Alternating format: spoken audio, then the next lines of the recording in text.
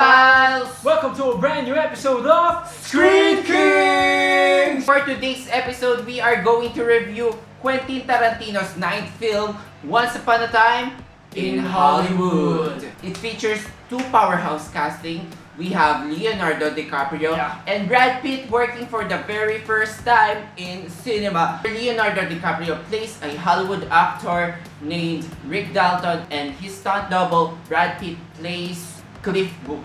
There's also a subplot involving Margot Robbie, who plays Sharon Tate. Throughout the film, you're going to expect that this film is linked to the Manson murders, but without spoiling anything, this film subverts your expectations. So, what are your general impressions? Okay, Kevin, I really like this movie.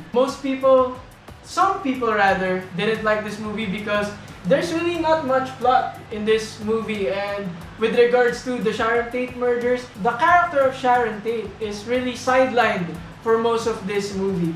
But I felt watching this movie that this is like Tarantino sort of figuratively jerking off in front of you because he's like, this is Hollywood, this is the old Hollywood, I love this so much, now I'm gonna shove it right in your face. You like that? You like that? That's Hollywood, man. That's old Hollywood. It is so self-indulgent. This movie is so self-indulgent. Why I like this movie is because it is still solidly crafted, even though there's really no central plot in this movie. It really never got boring for me because the dialogue is still there, it's still good. The pacing of this movie never really drags for me, and there's even one brilliant moment of tension involving a farm when Brad Pitt went there. It's one of my favorite moments of the year. I have to say, I really like Leonardo DiCaprio playing a villain here. I mean, he's not a villain here, but in his TV persona, he is a villain. And I like this cartoonish acting that I'm getting. Brad Pitt here has a slighter edge because he was given here with a subtler material to work with. And I would say that he is the heart and soul of this film. At one point, are you thinking, is it about losing innocence in the setting of Hollywood? But no, I think the strongest element that this film can get for is when you focus on the friendship between Rick Dalton and Cliff Booth. You would think that Leonardo DiCaprio's character is on a higher level when it comes to their, employer-employee relationship, but here you see them complementing each other. Nowadays, we all love superhero films. But actually, during this age, around the 1960s, 1950s, the westerns were like their superhero genre. That's why there were so many westerns during this. About crime. During this time. And so Rick Dalton, seeing him struggle, that the western is kind of fading because this is where he really made his career. It's really interesting to see in the movie. And you know what? I absolutely agree with what you said. Brad Pitt and Leonardo's performance is actually the main reason why this movie never drags. Because they are so good in this movie. Their chemistry is so damn good. I think Quentin Tarantino had a blast making this movie. Because the setting of this movie around the late 60s, that was about the end of the golden age in Hollywood, in which around the time that Quentin Tarantino is actually very fond of. So, him showing all these old westerns, Bruce Lee, as you've seen in the trailer, he's there. It's an impersonation at best, but I would say that scene involving Bruce Lee is a vital moment because towards the end, Cliff Booth's character is going to be required of brute strength. Yes. So that scene involving with Bruce Lee, if you've seen that, you know what I mean. It's kind of a setting a foundation. Yeah, it kind of showed that Cliff Booth is one badass motherfucker. He's so scary, he's so skilled. There's a big payoff towards the end. As I've said, it subverts your expectation because part of the appreciation for this film is if you know about the Charles Manson's family murders. Yes. And this guy over here knows his history, so tell us more about that.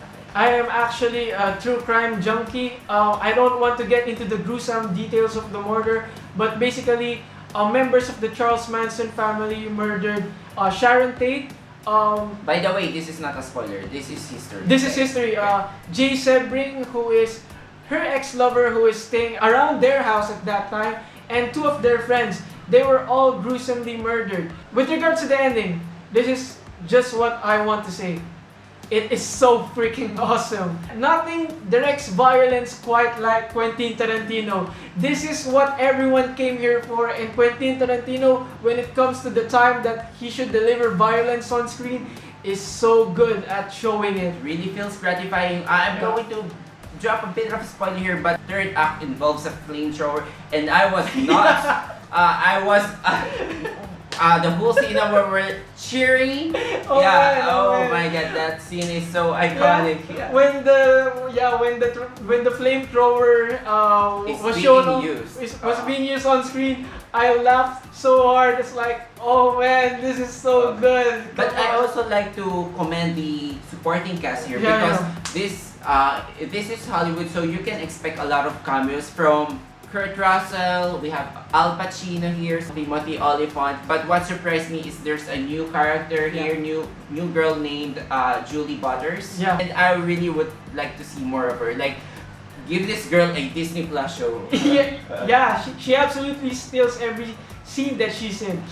And not to say that she's working with Leonardo DiCaprio in that scene. Yeah. She's just a charmer in a film that's filled with toxic masculinity. Yeah. It's really a refresher to see that girl.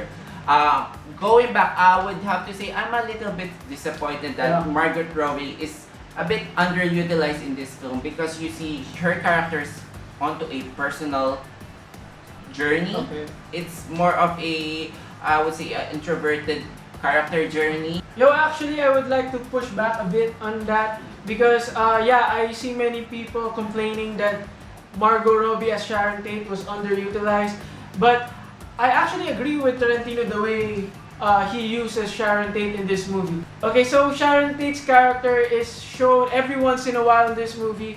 It's kind of to remind the audience that there is an impending doom that's about to happen. It's like her character is the figure that haunts the entire film because you're waiting, oh man, it's gonna happen towards the end. Oh, it's scary. Quentin Tarantino is like the king of dialogue.